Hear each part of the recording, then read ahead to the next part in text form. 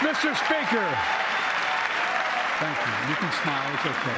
So Biden gave a punchy 73-minute State of the Union address. If you read between the lines, you can really tell that this is a president who knows what's coming. He's gearing up for a year of investigations and, most likely, a re-election campaign. So the speech begins with all the usual niceties and the greetings, including one for the new Republican leader in the House. I start tonight by congratulating the 118th Congress and the new Speaker of the House, Kevin McCarthy.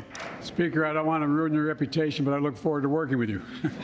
That's what he said. What he meant, obviously, this is going to be a long 2 years. The president, he has bipartisanship and that inclination deep in his bones, and he's gotten some bipartisan things done, but he knows that it is different now with the Republican majority in the House. He knows that McCarthy has little control over his caucus, and Biden is bracing for a year of difficult investigations. He is not really expecting a lot of things to get done. 2 years ago, COVID had shut down, our businesses were closed, our schools were robbed of so much, and today, COVID no longer controls our lives. And 2 years ago, democracy faced its greatest threats in the Civil War, and today, though bruised, our democracy remains unbowed and unbroken. That's what he said. What he meant? Do you remember 2020? Do you really want to go back to President Trump? Yes, he's trying to give himself progress, but he really wants the country to think back 2 years, to remember how things were, remember after the January 6th insurrection, remember when nobody was vaccinated in the country, and give him the full credit for where the country is now, but also to remember what it was like those 4 years under President Trump. My administration has cut the deficit by more than $1.7 trillion, the largest deficit reduction in American history. Under the previous administration, the American deficit went up 4 years in a row.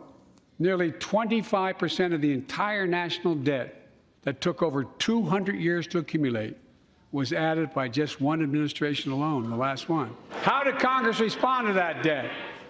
They did the right thing. They lifted the debt ceiling 3 times without preconditions or crisis. They paid American bills to prevent an economic disaster to the country. So tonight I'm asking the Congress to follow suit. What he meant? Y'all want to talk about spending? Let's talk about spending. The president clearly likes the cards he has on this debate and is going to put the onus on Republicans to come to the table. There may have been some strategy in this portion of the speech. Biden aides hinted prior to the speech that they would be really happy if they got some kind of outburst or visible response from Republicans in the audience. Those words got that from Representative Marjorie Taylor Greene, seated in the back of the room. She stood up, she yelled something, maybe liar. That's what the White House wanted. They wanted that optical contrast between the president up there on the stage and the Republicans unable to contain themselves in the audience. I know most cops and their families are good, decent, honorable people, the vast majority. And they risk their lives every time they put that shield on. But what happened to Tyree in Memphis happens too often. We have to do better. So that's what he said. What he meant was, I'm taking the tough on crime thing down a notch or two. A year ago in the State of the Union, the president was emphatic in calling for funding the police. The fact that the calls for funding the police were sort of downplayed and the president was leading with the need for holding police accountable. That's a direct reflection of the fact that this continues to happen, and perhaps also that the midterms now are behind the president, and he doesn't maybe feel, for political reasons, the pressure to continue to make sure that everybody knows that Democrats are tough on crime as well. President Biden has always said, look, I'll give it to you straight, and in the 73-minute address, he mostly did that. But in politics, there is always a subtext.